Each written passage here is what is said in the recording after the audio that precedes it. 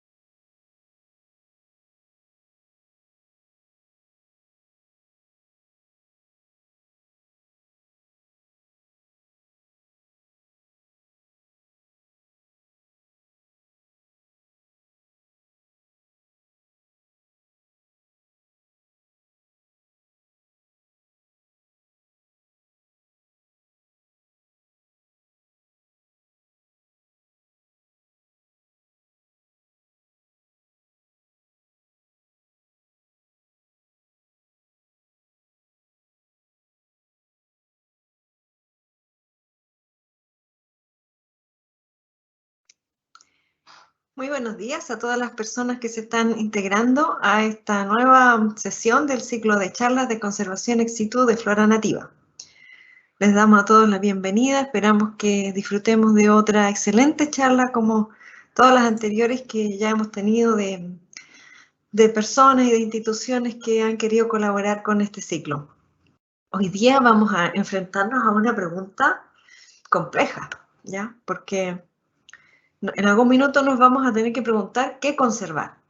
Y en esta pregunta nos va a guiar Rosita Scherzo, que ella es profesora asociada de la Facultad de Ciencias Forestales y Conservación de la Naturaleza de la Universidad de Chile. De la mano de ella vamos a recorrer la flora del desierto de Atacama y nos va a contar alguna experiencia que tiene respecto de cómo pensar o cómo elegir qué especies de flora debemos conservar y por qué. Ahora voy a dejar con ustedes a Rosita. Hola. ¿Me Hola, escuchan Rosita. bien? Te escuchamos perfecto, Rosita. Muchas Ya. gracias. Te quería Eh, dar las gracias antes que nada, sí, por aceptar la invitación y por venir a participar y contarle a todos los asistentes este trabajo tuyo, tan gracias. importante que sí, porque en el fondo es cómo la ciencia y cómo la investigación nos va mostrando caminos a los temas de gestión y de conservación. Sí, bueno, ojalá que en esta oportunidad les entusiasme la idea, convencerlos un poco de cómo se puede utilizar la investigación en evolución para tomar algunas decisiones en conservación. Voy a compartirles mi pantalla. eh, y ahí me tienen que contar cómo se ve, si se ve mi presentación Sí, sí está ahí. bien. Sí, ¿Sí? está perfecto. Sí, perfecto. Bueno, partimos entonces. Cualquier cosita, si no se escucha, si se deja de ver, lo que sea, me avisa, Leonora, por favor, para arreglar la Ya. cosa. Ok, Bueno, vamos. eh, el título de mi charla es ¿Qué conservar? Consideraciones evolutivas para ayudar a la toma de decisiones en conservación, con un ejemplo en la flora del desierto de Atacama. Y aquí lo que les quiero contar es el trabajo que hicimos con Damaris Tapia, y que tiene que ver con agarrar una información evolutiva y transformarla en una propuesta concreta. Pero primero les voy a dar alguna idea de qué es esta información evolutiva y para qué sirve. Primero que nada, bueno, yo creo que las personas que están en esta charla tienen muy claro que estamos en una era bien complicada, ¿cierto? En que esto es una figura que salió en el informe del IPBES, del Panel Intergubernamental de Biodiversidad y Servicios Ecosistémicos, el año antepasado ya, en que, bueno, se ven los impulsores de las pérdidas de biodiversidad y el daño ambiental, ¿cierto? Lo más importante siendo el cambio del uso del suelo, la explotación, por supuesto el cambio climático, la contaminación, las especies invasoras y sus consecuencias en el deterioro de la naturaleza.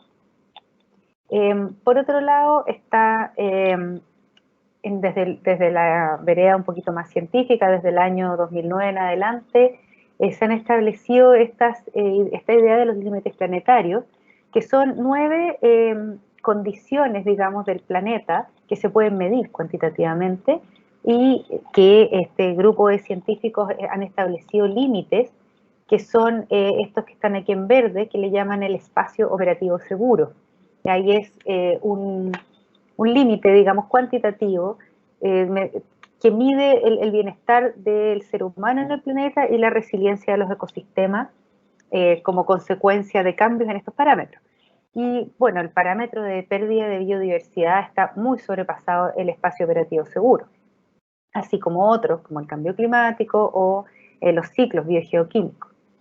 Entonces, claro, la necesidad de hacer algo está, la urgencia está, claramente, pero el problema y voy a hablar, me voy a enfocar en esto de la pérdida de biodiversidad, un poco de cómo medir la biodiversidad, ¿cierto? Todos sabemos que existen incertidumbres taxonómicas, no sabemos bien dónde están las cosas, los límites entre una especie y otra, y bueno, el conocimiento de historia natural se ha ido perdiendo un poco también a través del tiempo. ¿Cómo identificamos entonces las áreas que necesitan protección? Y la pregunta a la base de todo esto es ¿qué es lo que en realidad estamos intentando proteger? ¿Ya? ¿Y dónde está eso que estamos intentando proteger? Sabemos que tenemos problemas asociados a la conservación. Uno de ellos es el problema de la evaluación, que es más o menos de lo que acabo de hablar en la diapositiva anterior.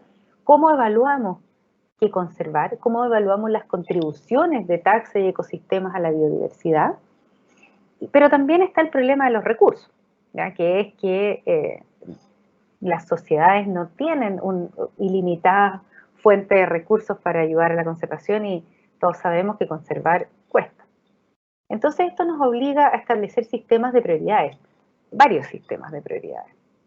Y esto ya desde el año 91, antes incluso, ha sido llamado como la agonía de la elección, que es esta pregunta de qué conservar, ¿no? Las personas que hacen conservación tienen necesariamente que tomar decisiones. Y de lo que los quiero tratar de convencer hoy día es que el conocimiento evolutivo efectivamente puede ayudar a tomar decisiones en conservación. Y digo ayudar porque evidentemente no es el único criterio que hay que considerar, ¿ya? Pero puede ser una herramienta de ayuda. ¿Por qué? Porque la manera en la que los taxa, las especies, se distribuyen en el planeta, dónde están y cómo se comportan, es el resultado de un proceso, es el resultado del proceso evolutivo.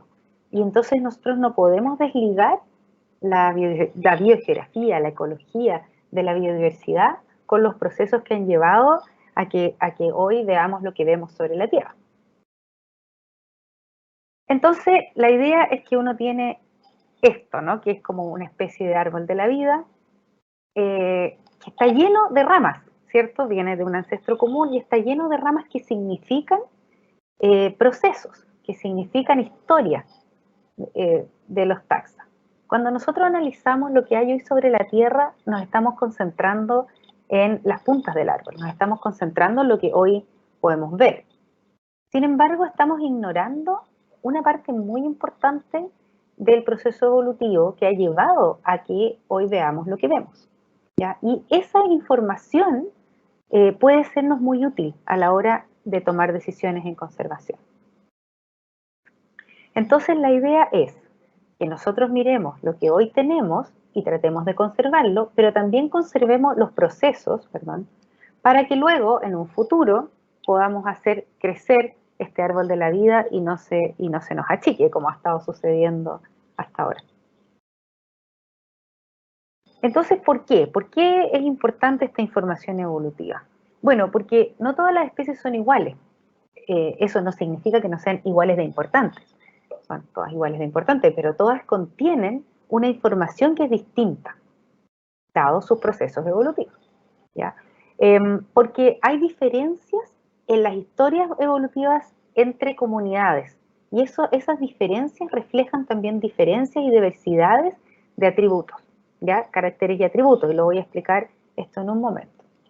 Y además se ha observado que no hay una correlación directa entre la cantidad de especies que tiene un ecosistema y su valor evolutivo. Esto significa que si nosotros solo miramos números de especies a conservar, nos estamos perdiendo un montón de información. Bueno, voy a dar una pequeña introducción a dos conceptos que voy a tratar cuando presente la idea del trabajo que hicimos, que son la diversidad filogenética y el endemismo filogenético.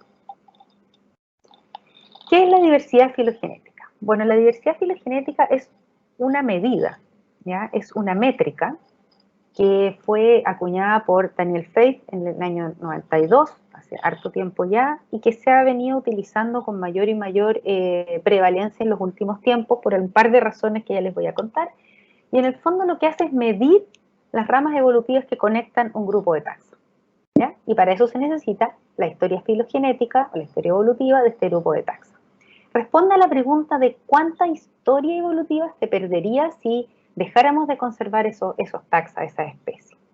Y entonces la idea, digamos, el inverso de esa idea es proteger el conjunto de taxa que entreguen el máximo posible de historia evolutiva, que se va a traducir en la capacidad de ese conjunto de taxa de recuperarse ante los cambios futuros, porque diversidad igual evolución, ¿no?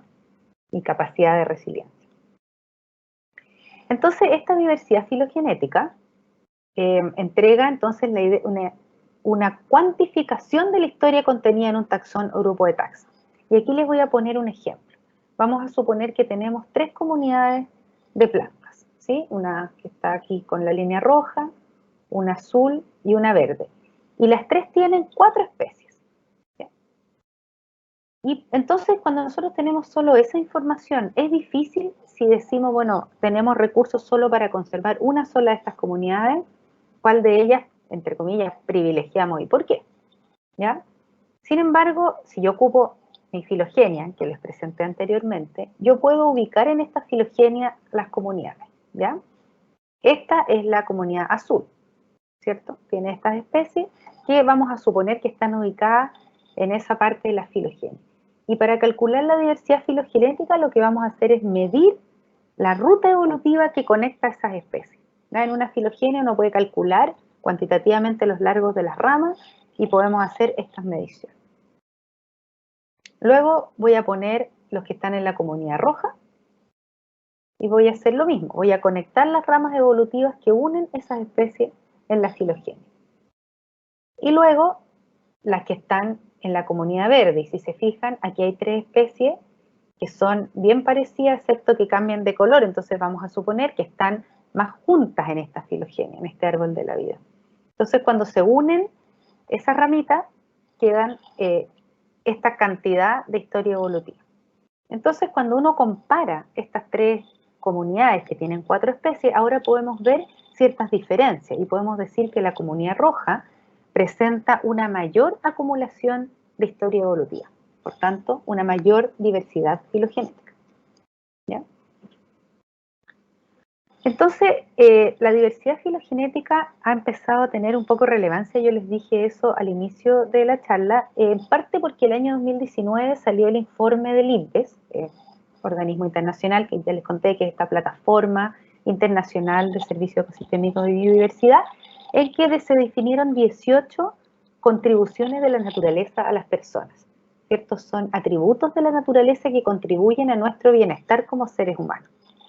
Y en estas contribuciones de la naturaleza a las personas, la diversidad filogenética ha sido señalada como, perdón, es que no puedo sacar este cuadradito negro, no sé si lo están viendo o no, pero bueno, da lo mismo, fue señalada como el indicador de opción, digamos, el indicador para la contribución número 18, que es la mantención de las opciones, y para la contribución de la naturaleza de las personas 14, que es de recursos medicinales y bioquímicos y genéticos, ¿ya?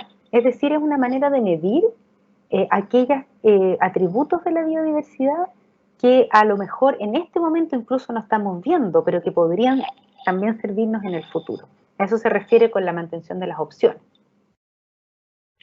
Y también, en conjunto con eso, la UICN, dentro de su sección de la Comisión de la Sobrevivencia de las Especies, creó una nueva fuerza de trabajo que se llama la Fuerza de Trabajo de la Diversidad Filogenética, ¿ya? Y que es un grupo de científicos que se dedica precisamente a promover el uso de diversidad filogenética en la toma de decisiones en conservación. Nosotros hicimos un estudio hace unos años atrás, que salió publicado en 2018, en el que estudiamos cómo había crecido la cantidad de publicaciones científicas en los últimos años que utilizara diversidad filogenética en plantas, ¿ya? Y bueno, resulta que ha sido muy utilizada, seguramente ese gráfico no lo he actualizado ahora, pero en los últimos años salen estudios con respecto a esto, entonces ya es hora, porque siempre ocurre este como gap, como brecha, ¿no? Entre la comunidad científica y el resto digamos, de la comunidad y los tomadores de decisiones. Ya es hora que pongamos este conocimiento más a disposición, creo yo, de el resto de la comunidad. Ahora les voy a introducir este otro concepto que se llama endemismo filogenético, que es un derivado de la diversidad filogenética y tiene que ver con la restricción geográfica de la diversidad filogenética. O como dijo Ben Mischler en el 2014, la rareza geográfica de una porción de una filogenia en un área determinada, que puede sonar medio extraño, pero se lo voy a explicar en un momento. Entonces ahí tenemos la definición y nuestro mismo arbolito que habíamos hecho para la diversidad filogenética, ¿ya? Pero a este arbolito entonces ahora hay que sumarle el dato de dónde están distribuidas las plantas que estamos nosotros, o las taxa cualquiera que estamos nosotros analizando. En este caso tenemos aquí un mapita, vamos a suponer, este es un ejemplo ficticio, obviamente, que estas especies están en Sudamérica, ¿ya? Y si se fijan, esta especie, por ejemplo, está distribuida por todas partes, esta también, pero las especies de esta comunidad verde están tienen una distribución muy restringida. Entonces, ¿qué es lo que podemos decir nosotros? Que este pedazo del árbol filogenético, ¿ya? A lo mejor tiene una menor diversidad, pero tiene una alta restricción geográfica. O sea, ese pedazo de árbol, ya esos linajes, son de cuidado porque están muy restringidos geográficamente. Tienen un alto endemismo filogenético. Entonces, ¿qué es lo que eso significa? Esta zona de concentración del endemismo filogenético, esta en particular, ¿ya? Esta en particular de la comunidad verde, son ramas cortas de la filogenia que están concentradas geográficamente. Voy a explicar este tipo de endemismo más en detalle porque en este me voy a basar para contarles el resto del trabajo, ¿ya? Este tipo de endemismo de ramas cortas se llama neoendemismo, neo por nuevo, porque se asume que las especies en ramas más cortas de la filogenia son de origen más reciente, ¿ya? Entonces, el neoendemismo filogenético es una zona de una concentración de endemismo que está dominado por ramas cortas de la filogenia, ¿ya? ¿Y qué significa eso? bueno, procesos recientes de especiación que crean nuevas diversidades, ¿ya? Y que pueden tener características exclusivas o estar muy adaptados a una zona determinada, como es el caso de lo que les voy a presentar ahora en el desierto. En Chile, nosotros hicimos un estudio el 2017 en que encontramos distintas zonas de endemismo filogenético. Entonces, en el norte, en el sur bajo el paralelo 35 más o menos, encontramos nosotros restricción geográfica de ramas largas de la filogenia, ¿ya? Que le llaman, en contraposición con lo que acabo de explicar, paleoendemismo filogenético. Y en el norte encontramos estas ramas cortas, que son los neoendemismos, de los que les hablé hace un minuto, ¿ya? Este patrón de encontrar en zonas húmedas, como el sur de Chile, endemismos, digamos, paleoendemismos y en el norte neoendemismo, es un patrón que se ha repetido en otras partes del mundo, que tienen condiciones similares a Chile. Más o menos al mismo tiempo se hicieron 3 estudios que ocuparon exactamente las mismas técnicas, uno en California, en Australia y el nuestro en Chile, y se ve el mismo patrón. En California, por ejemplo, acá, esta zona que es del norte de California, ¿cierto? Como ya están en el hemisferio norte, son zonas más húmedas, equivalente un poco a nuestros bosques del sur. Y en el sur hay la zona más desértica, ¿ya? En Australia se produce este fenómeno que en las zonas costeras hay mayor humedad y al centro del país es desértico. Y si se fijan en los 3 desiertos, el desierto de Atacama, desiertos del sur de California y los desiertos australianos, se ven esta concentración de neoendemismos filogenéticos. Y también son zonas de baja diversidad filogenética, ¿ya? Por la misma razón, porque hay taxa en ramas muy cortas. Pero son, digamos, entonces, son zonas que tienen a la vez baja diversidad, pero alto endemismo. Y aquí lo que está en los polígonos negros son las zonas desérticas y el porcentaje de neoendemismo filogenético de esas zonas con respecto al resto del territorio, ¿ya? Y en las 3 zonas el porcentaje de neoendemismo filogenético es muy alto con respecto al resto de los territorios. Entonces las zonas desérticas, como nuestra zona de Chile, tienen baja PD, tienen alto endemismo y son fuente de taxa y linaje bastante vulnerable, ¿ya? Y además que tienen características que los hacen resistentes a la sequía y por tanto útiles en contextos de cambio climático. Entonces nosotros, me voy ahora a ir más hacia el norte porque cuando nosotros vimos, este es el mismo mapa que les mostré recién, pero un mapita más bonito hecho por Diego Vera, un ex estudiante mío, que en rojo están las zonas de neoendemismo filogenético, en azul las de paleo. Y cuando uno se pregunta, bueno, ¿qué pasa con estas zonas de neoendemismo en el sistema de áreas protegidas silvestres del Estado? Aquí en los circulitos están las áreas silvestres protegidas y los cuadraditos son las zonas de neoendemismo. Esto es lo que yo tenía el año 2017, 2018, pero cuando uno hace estos estudios, uno ve que hay estas zonas, ¿no? Ve un área, pero en realidad no sabíamos bien lo que había adentro de estas áreas, solo sabíamos que existían, que eran áreas de concentración de ramas cortas de la filogenia, por tanto de taxa en ramas cortas, y por ende vulnerables, y que estaban poco protegidas. ¿Ya? Eso es todo. A diferencia de las zonas del sur, que tienen mucha más protección. Entonces ahora les voy a presentar el trabajo que hizo Damaris Tapia, la ingeniera forestal Damaris Tapia, que decidimos estudiar un poco más estas zonas de neoendemismo filogenético en el norte de Chile, ¿ya?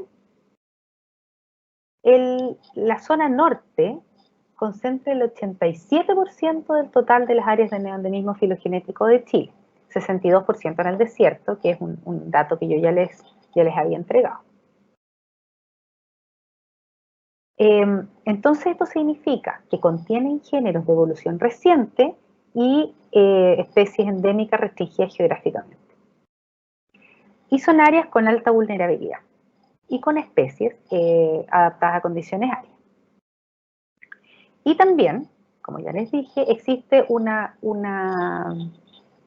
digamos, una relación inversa entre la presencia de estas áreas y la protección que estas áreas tienen en nuestro sistema de áreas silvestres protegidas. Entonces, lo que hizo Damari es preguntarse, ok, agarrar la zona norte de Chile y decir, ok, ¿cuáles son estas especies que están aquí en estas cuadraditos? Aquí tenemos una grilla, los números aquí en este mapa solo tienen que ver con el número de la grilla nomás, ¿ya? Y son en verde más clarito están las celdas de neoendemismo filogenético. Entonces, lo que ella se propuso hacer es identificar cuáles son estas especies que están contribuyendo a las zonas de neoendemismo y analizar su distribución y el grado de amenaza que tienen estas especies. Y en lo que se basó ella fue en el estado de conservación, en si eran nativas o nativas endémicas, y la distribución geográfica en el resto del territorio para ver efectivamente la concentración geográfica de estas especies.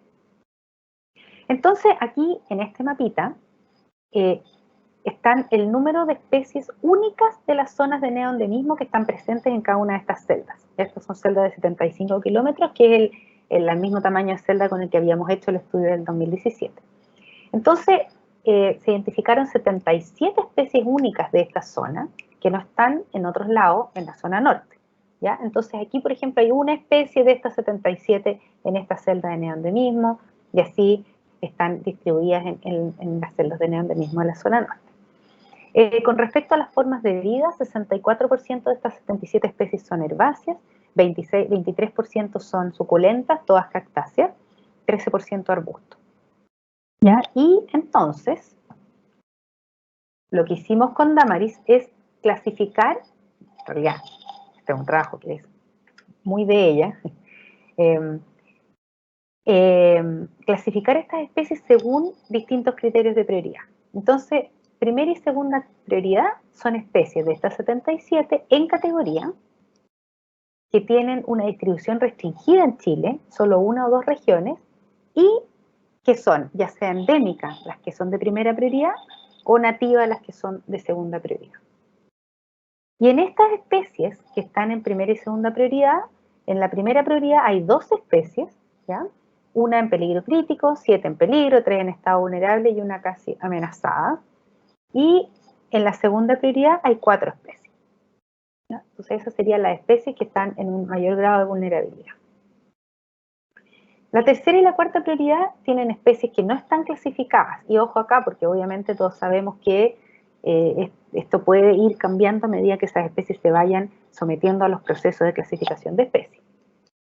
Son endémicas y tienen una distribución geográfica igual a 3 regiones en la tercera, o menor a 3 regiones en la tercera prioridad y mayor a 3 regiones en la cuarta prioridad. Ya, aquí les estoy mostrando dibujos de ejemplos de estas especies.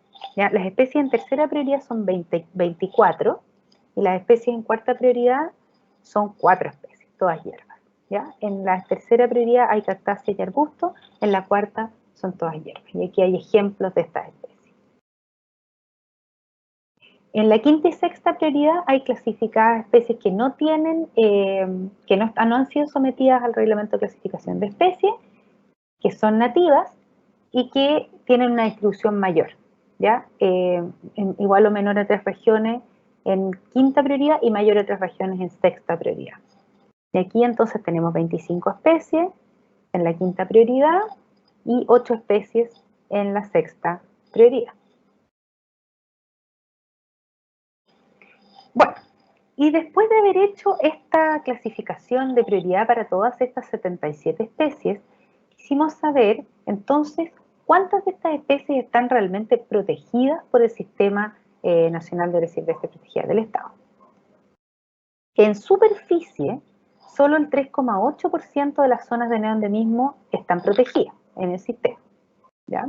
Que son 2.000 y tantos kilómetros cuadrados. Y las especies únicas solo se protegen 19 de estas 77, ¿ya? Dentro del SNASPE. 3 de 12 en la primera prioridad, 9 de 24 en la tercera prioridad, 4 de 25 en la quinta prioridad y 3 de 8 en la sexta prioridad. Y ninguna se protege de la segunda y cuarta prioridad, que es las prioridades que está establecida por nosotros. Entonces, lo que nos propusimos hacer es ver cómo se puede, en base a esta información, hacer una propuesta de nuevas áreas potenciales para la conservación. Y en ese sentido, Damari hizo un trabajo muy bonito con el catastro de uso de suelo, cruzado con el SNASPE, para ver cómo podíamos proponer agrandar las áreas de conservación para proteger nuevas especies. Y aquí les presento este mapita, que lo hizo ella, donde se proponen, y estos sectores donde se propone poner nuevas áreas para la conservación, por supuesto que esto es un trabajo teórico, que es como un método, ¿no? O sea, es la idea de ver que esto a lo mejor se podría hacer. Donde poner las áreas de primera prioridad para proteger especies de prioridad 1, las áreas de segunda prioridad, prioridad 3 y prioridad 4 se las explico inmediatamente. Las áreas con prioridad 1 serían áreas que contienen especies de la primera y de la segunda prioridad que no están en ninguna reserva del SNASPE, hasta ahora con la información que nosotros tenemos. Ojo, eso también es importante. Las áreas con prioridad 2, que están aquí en este color como rosado oscuro, serían áreas que contienen especies de tercera y cuarta prioridad que tampoco están en el SNASPE. Las áreas con prioridad 3 contendrían especies en quinta y sexta prioridad que no están presentes en el SNASPE, y las áreas con prioridad 4 contienen especies únicas que ya están en el SNASPE. O sea, especies de las 77, pero que ya están presentes en el SNASPE. Y se propone, bueno, una superficie de 51.000 kilómetros cuadrados que protegería, esto por supuesto, repito, un ejercicio teórico, que protegería el 81% de las zonas de neoendemismo de la zona norte. Se podría proteger aquí 69 de las 77 especies únicas, 55 de las cuales, con la información que tenemos nosotros, no estarían en ningún área silvestre protegida, y 14 que ya estarían protegidas en algún área silvestre. Por categoría, se podrían proteger el 100% de las especies de primera y segunda prioridad, el 83% de la tercera prioridad, 75% de la cuarta, 92% de la quinta prioridad y 88% de la sexta prioridad. ¿Por qué es importante esto? Bueno, porque la diversidad, o sea, digamos, porque la conservación de especies, considerando su aspecto evolutivo, tiene, digamos, tiene la importancia que les contaba de conservar los procesos, y cuando uno conserva los procesos puede conservar las opciones futuras, ¿ya?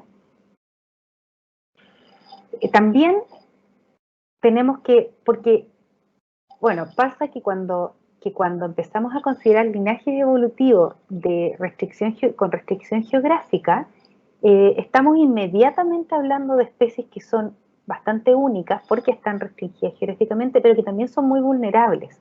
En general, eso va bastante de la mano, el endemismo y la vulnerabilidad, ¿ya? Pero en este caso, además, estamos conservando especies que tienen potencial para resistir, digamos, los embates del cambio climático, porque ya viven en zonas con altas temperaturas y bajas precipitaciones.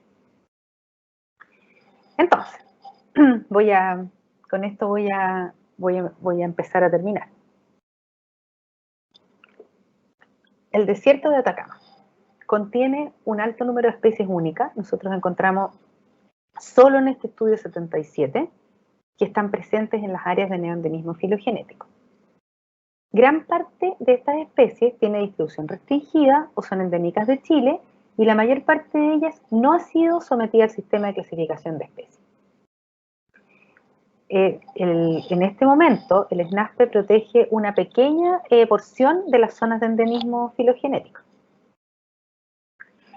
y por ende de las especies únicas que nosotros encontramos. Entonces se puede usar una combinación de criterios, incluyendo el criterio evolutivo como una especie de guía para la conservación, contribuyendo de esta manera a que se tomen en cuenta las zonas que tienen, por ejemplo, alta PD o, por ejemplo, un alto endemismo filogenético como las que les acabo de presentar. Y eso sería todo lo que quiero decir.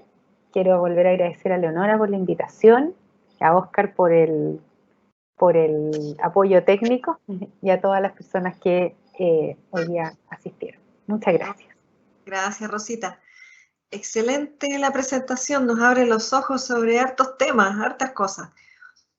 Sí, quería nombrar también a que está presente Anita Sandoval, que ella siempre ha sido una buena colaboradora sí. de este ciclo de charlas que ya llevamos como un año ya, pues haciendo charlas sobre conservación ex situ. ¿Sabes qué? Te quería hacer una pregunta. Sí. ¿Cómo conversa este trabajo de investigación que ustedes realizaron con Damaris? ¿Cómo conversa con la definición de hotspot del ecosistema mediterráneo? Porque ese hotspot que ya lo archidocumentado y archicomentado, es un área en que tiene muchas especies endémicas, o sea, que tiene una gran riqueza de especies, que un gran porcentaje son endémicas y que además están sometidos a presiones antrópicas considerables. Sí. Y nunca salió la flora del desierto de Atacama en ese ranking de hotspots. Estamos buscando otra visión, es otro análisis. Es otro análisis. Es súper interesante eso de los hotspots porque hace poco, bueno, hace unos años ya están saliendo varios trabajos, sobre todo en flora, que hablan de los hotspots, no el hotspot, ¿no? En un mismo territorio. Entonces, los hotspots de biodiversidad, digamos, dentro de los cuales está nuestro hotspot de la zona central de Chile, son trabajos que se basaron en criterios de número de especies, de amenazas y de endemismo, ¿cierto? Más o menos. Y son todos los hotspots así, por eso están ahí todas las zonas mediterráneas del mundo, las selvas tropicales, y son zonas que principalmente, digamos, el criterio para fijarlos tiene que ver más que nada con el número de especies. Ahora, el desierto es una zona que tiene pocas especies por unidad de área, en todas partes. Son zonas como menos diversas. Sin embargo, existe ya un número de autores que han propuesto considerar distintos hotspots. Hay un estudio muy interesante en el sur de África en que se hace se espacializan distintos hotspots. Entonces, hotspot de riqueza de especies, hotspot de endemismo, luego hotspot de diversidad filogenética, de endemismo filogenético y de otras, digamos, medidas evolutivas. Y por supuesto, no hay una congruencia espacial entre esos distintos hotspots, pero sí se pueden hacer propuestas para conservarlos todos. O sea, lo que quiero decir con esto es que cuando uno considera el hotspot de biodiversidad de la zona mediterránea de Chile y considera esto, no estamos diciendo que esto se tenga que conservar en vez, sino que se tiene que conservar además, ¿sí? Entonces la idea de hotspot yo creo que habría que ampliarla a considerar distintos tipos de hotspots. Y este vendría siendo uno de ellos. ¿Sí? Sí. Esta es como la propuesta. No, excelente. Otra cosa que te quería comentar es, bueno, está la diversidad de hotspots que estamos empezando a entender. Y otro es el tema de cómo conservar y qué conservar y dónde conservar. Porque, claro, uno espera y el anhelo principal es que sean conservadas las especies en su hábitat, en su ecosistema, lo más ampliamente posible, y de ahí el interés en revisar y en monitorear cuáles son las especies que están realmente protegidas en las áreas protegidas. Sí. ¿Cierto? Pero, claro, y esa es la estrategia que uno desea privilegiar y que quisiera que fuera la principal. Pero tenemos que mirar las estrategias porque no vamos a poder poner todas las áreas bajo protección oficial, todas las que nos interesarían. Entonces, ¿de qué manera podemos nosotros hacer esta como priorización y decidir cuáles son las especies que van a estar en áreas protegidas, cuáles son las que vamos a conservar en bancos de semillas, cuáles van a ser colecciones vivas, cuáles van a ser tejidos, en fin, porque eso nos sirve para ordenar una estrategia de conservación, o sea, ir planificando de qué manera vamos a conservar lo que tenemos. Bueno, es súper interesante eso que preguntas justo con Anita. Hicimos un trabajo co-guiando, colaborando en la guía de una memoria de pregrado también que analizaba la colección ex situ que tiene el INEA de flora nativa. Es muy interesante considerar eso porque las áreas silvestres protegidas también son vulnerables a los efectos del cambio climático, el cambio de uso de suelo, la acción antrópica. Si bien tratamos de, como dice la palabra misma, ¿no?, protegerlas lo mejor posible, el cambio climático viene con eventos extremos de clima, digamos, y amenaza con, por ejemplo, el aumento de los incendios, etcétera. Entonces, la flora que está conservada in situ también está sujeta a un montón de amenazas, a pesar de estar en áreas silvestres protegidas. Entonces, no basta. Eso está dicho en la Estrategia Global de la Conservación de las Plantas. No basta con conservar in situ. Por eso, y porque, digamos, cuando uno mira qué es lo que está conservado en las áreas silvestres protegidas, en Chile tenemos un tremendo desafío en cuanto a los listados de flora y de todos los taxa que están conservados en las áreas silvestres protegidas. En realidad, de la mayor parte no estamos tan seguros. Hay planes de manejo, pero son estudios de flora y de fauna a los que les falta todavía bastante trabajo. En varias de ellas, otras no, otras están muy completas. Pero nadie nos dice ahí qué diversidad genética está siendo conservada. Es decir, porque nosotros tenemos la flora del lugar, por ejemplo, voy a hablar más de flora porque es de lo que yo más sé, pero cuando tenemos, por ejemplo, un listado de especies, nosotros sabemos que esa especie está presente en un área protegida, pero no sabemos cuántos ejemplares hay, no sabemos la variabilidad genética que tiene eso, y la variabilidad genética intraespecífica es absolutamente fundamental para otorgar resiliencia ante cualquier cambio en el ambiente, ya sea el cambio climático o cualquier otro. Sí. Entonces, por esas dos razones es que es crucial complementar la conservación in situ con conservación ex situ. A mí me interesa mucho ese tema también, y no era parte del estudio de que les presenté hoy día, pero sí que nosotros estamos trabajando también en ver ese aspecto de la conservación. Bueno, para complementar... Yo quería intervenir antes de que Leonora me cambie de tema, porque justamente me parece súper interesante el estudio que ustedes realizaron y cómo disponemos de esta información, porque ustedes, si bien generaron, este estudio generó un listado de priorización que está, de alguna manera, está proponiendo estas 77 especies. Entonces, sería muy interesante poder contar con esto y poder revisar qué iniciativas están en curso o qué se podría hacer en el sentido de estas 77 especies. Eso era por un lado que me encantaría poder contar con esa información. Y lo otro que quería consultarte a propósito de lo que estabas hablando y de la consulta también de los hotspots de parte de Leonora. ¿Qué pasa con la historia evolutiva de la flora costera del desierto? Que si bien es una flora muy, muy preciada justamente por su endemismo, y también por su riqueza, porque se da todo el ecosistema de lomas y el ecosistema de estas islas de vegetación que se dan por las neblinas costeras. Entonces, claro, quizás si puedes contar un poquitito cómo les dio en ese sentido la información evolutiva de estos sectores.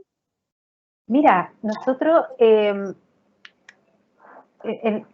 básicamente los mapitas que nosotros, o sea, que yo les mostré y el estudio, sí incluye la zona costera, pero tenemos dos problemas con eso. Uno es, no lo hemos, o sea, tenemos que hacer ese estudio a menor escala para poder hacer un estudio más detallado.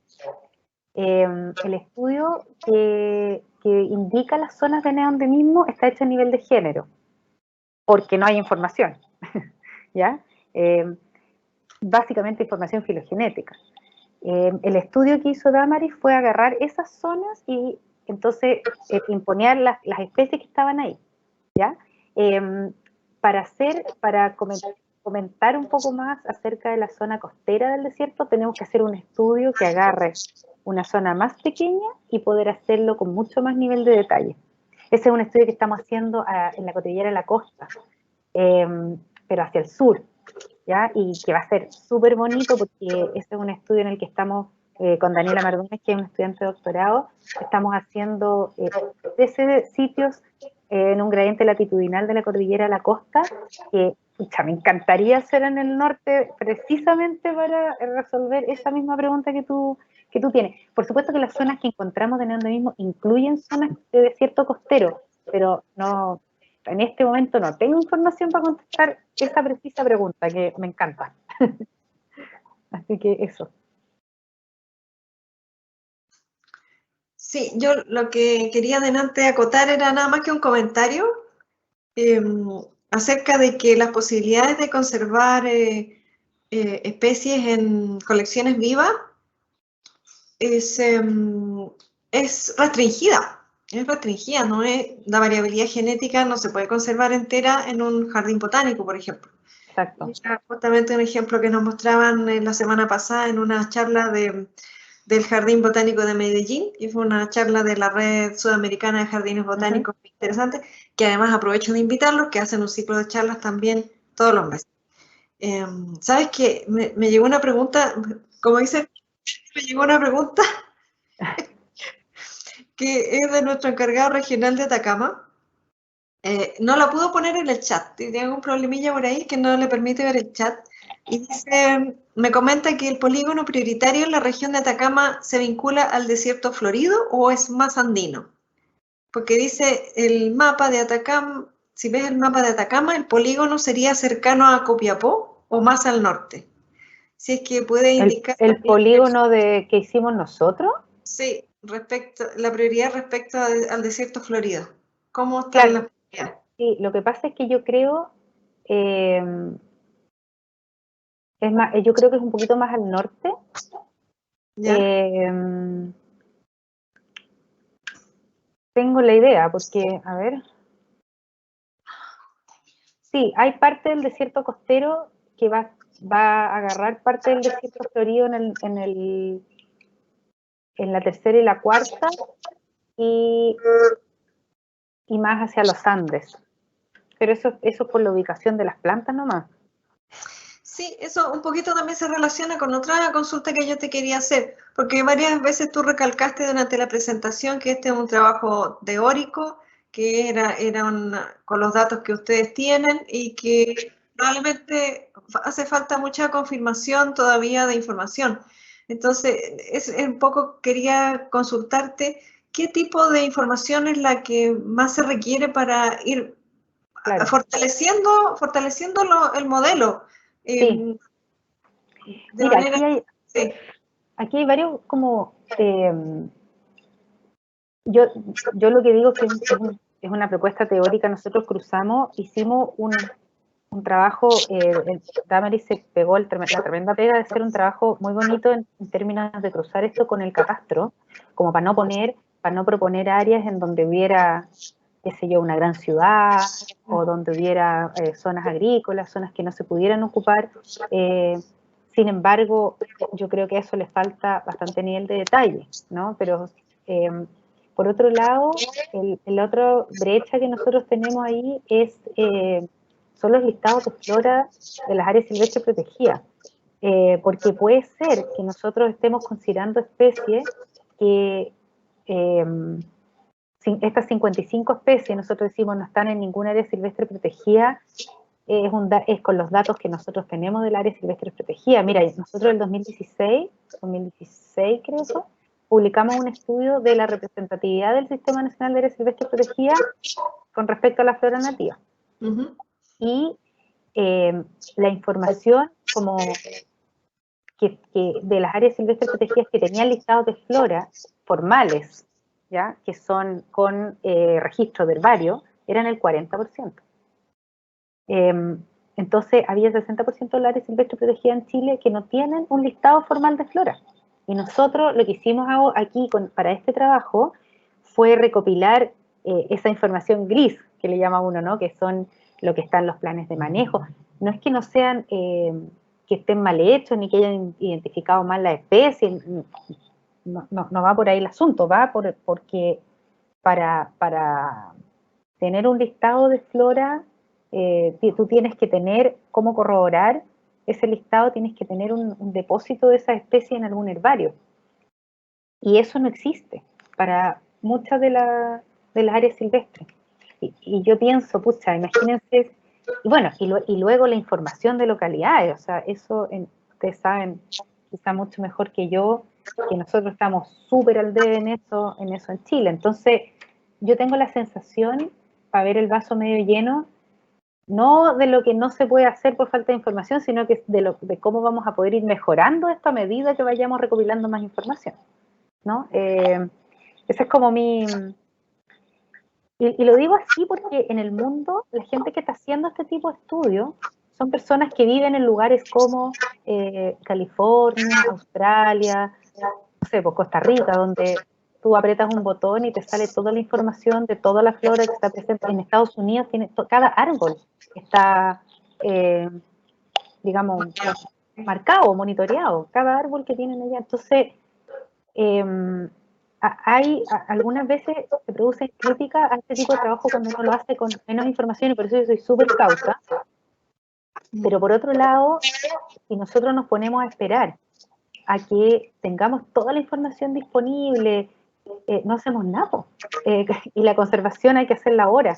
Entonces, las cosas que nosotros estamos haciendo ahora son como para decir, oye, ojo, esto es importante, aquí hay que poner esfuerzo, aquí deberíamos poner más esfuerzo, por ejemplo, en agarrar estas áreas silvestres protegidas en el norte y catastrarlas completas, ¿sí? Porque a lo mejor estas 55 especies bajan. Ahora, son hartas, ¿eh? No creo que vayan a bajar tanto, pero digo que falta información, eso.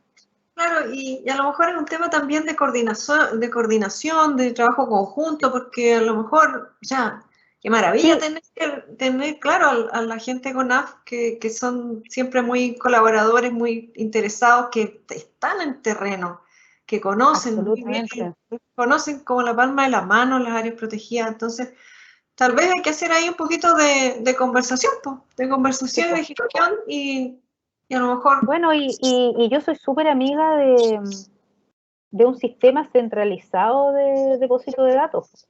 O sea, nosotros, por ejemplo, hicimos una base de datos grande para estos estudios, que la pusimos a disposición ahí en los repositorios de base de datos, pero son repositorios de base de datos internacionales que no, o sea, no es que no todo el mundo tiene acceso, son de libre disponibilidad, pero hay que saber que existen y dónde están, ¿no? En cambio, aquí en Chile nos hace falta tener un repositorio de datos donde todos podemos meter, por ejemplo, mismo con AF, como tú bien dices, ellos sí que conocen sus áreas y las especies que hay y todo, y sería súper lindo poder tener una base de datos de acceso universal. Bueno, vamos caminando hacia allá, pues ojalá que... Esa es la idea. Sí, vamos encaminándonos hacia eso, porque en el fondo es lo que el mundo está haciendo, y cuando nos empezamos a quedar atrás, después nos damos cuenta que tenemos unos vacíos de gestión terribles, porque que ni siquiera hemos empezado a trabajar en los temas como, por ejemplo, esto mismo de la conservación genética, o sea, la conservación de la diversidad genética. Nos preocupamos mucho de las especies y nos quedamos con el nombre de la especie y como que nos quedamos contentos con eso, pero el tema de la diversidad genética tiene tantas implicancias que toda la implicancia, pues no te sirve de nada conservar un individuo, pues como no conservar nada. Tiene que ver también con la optimización de recursos, obviamente. Con la optimización de recursos, con la conservación efectiva y con también involucrarse en la visión global, en la visión mundial por ejemplo, a través de los temas de reparto justo y equitativo de los beneficios. O sea, ¿cómo sabemos qué es lo que... No hay manera de tener un control sobre el material genético que sale de acá si no sabemos lo que tenemos. Tal cual. El mismo hecho del control de especies, de comercio ilegal de especies, por ejemplo, también. O sea, bueno, en fin. Se hace lo que se puede. Por eso yo digo que hay que hacer nomás las cosas. O sea, digo que está bien que uno tiene ciertos vacíos, pero si nos ponemos a esperar que esos vacíos no existan, nos vamos a quedar sin hacer nada. Y, el peligro es súper inminente, entonces no es mañana, ya hoy. Entonces, claro, y el tener conocimiento del vacío también es información. Exactamente. Saber que aquí tenemos un 0 y no un 1 es importante. Sí. No desesperar. Sí, oye, harto que hacer, hartas ventanas que se abren, harto tema de conversación. Rosita, te quiero dar enormes gracias, muchísimas gracias por haber aceptado la invitación. Ojalá que nos sigamos encontrando. Como ves, tenemos harta pega. Sí, pues, para mí es siempre un placer hacer este tipo de charlas, me gusta y soy una persona afortunada por hacer en mi trabajo algo que me gusta tanto, así que sí, demostrarnos el valor de la investigación. Muchas veces se nos empieza a olvidar y tenemos que hacer más trabajo conjunto, gestión e investigación. Sí, ahí parece que me fui de la pantalla completa, ahí. Sí, ahí. Ya. Muchas gracias. Te dejamos libertad de acción por Rosita. Bueno, pues, gracias a ustedes y un placer. Gracias. Gracias también a Anita, que siempre me está apoyando ahí en las bambalinas. Gracias, Anita. Sí, y a nuestro departamento de tecnología de la información, que también siempre están ahí dispuestos a apoyar. Muchas gracias, le queremos agradecer. Tuvimos poquitos asistentes ahora, fue así como una reunión familiar, con poquitas personas, pero probablemente nos jugó un poquito en contra el día feriado de ayer. De todas maneras, tenemos la posibilidad de distribuir después la presentación entre nuestros contactos, así que eso es lo que vamos a hacer. Así que muchas gracias, Rosita. Que estén súper bien. Gracias muchas a ustedes. Gracias. Ya, nos estamos viendo. Adiós, gracias. Sí, chao.